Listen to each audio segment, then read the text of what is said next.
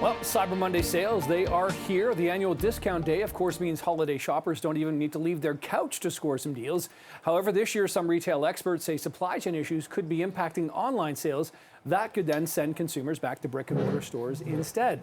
Nonetheless, cyber shopping is expected to increase to $3 billion in sales this year. And with the growing popularity of Cyber Monday and online shopping, hackers will also be in full swing trying to snatch your data. Larry Zelvin is the head of financial crime unit at BMO Financial Group and joins us this morning. Larry, thanks so much for joining us here. What are your big tips? What's your first couple of big tips for people if they're planning on logging on and trying to score some deals?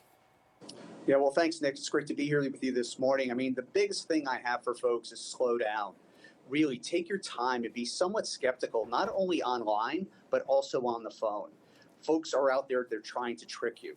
The next thing I would say is if it looks too good to be true, it probably is.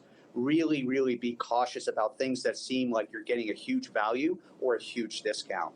Next, passwords. Don't ever share them, whether they're online or if they're one-time passwords you get on the phone. No one should ever ask you for those, and you should never give them. Lastly, if someone asks you to pay either by a gift card or by a debit card, while they're wonderful, no one should ever be asking you to use those directly. Reason being is that they can actually get your money much faster that way. Yeah, that is scary. And Larry, let's talk about some of these websites. So just because you're buying something from Amazon or eBay, I mean, those are credited websites, but it doesn't mean that everything you buy on these sites is legitimate, correct?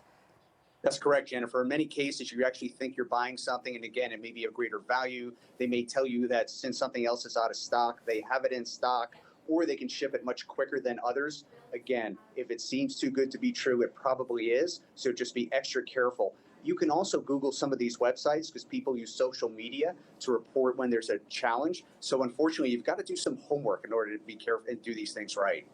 And Larry, what can banks actually do for their customers if a customer realizes, oh my gosh, I've actually bought something that's illegitimate, or I've gone to a site and given my information?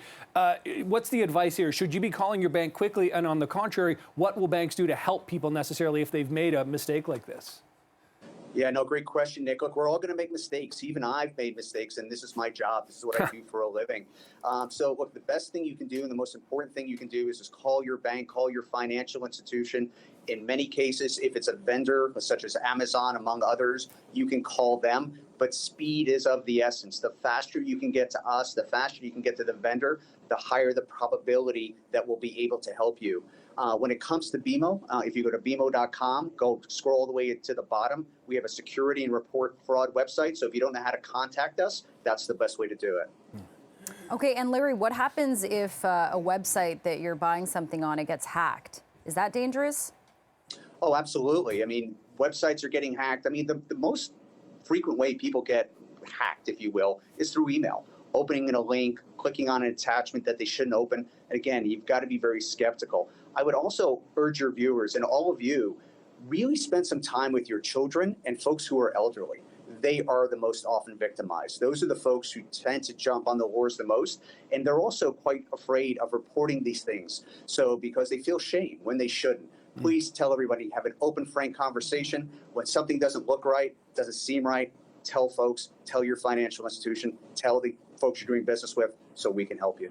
All right, Larry, listen, we appreciate these tips. Of course, it is Cyber Monday. Lots of people logging in, but better to go in and prepared to make sure you know what you're in for. Appreciate the time. Thanks, Larry. Thank you. Great. Thank you all very much.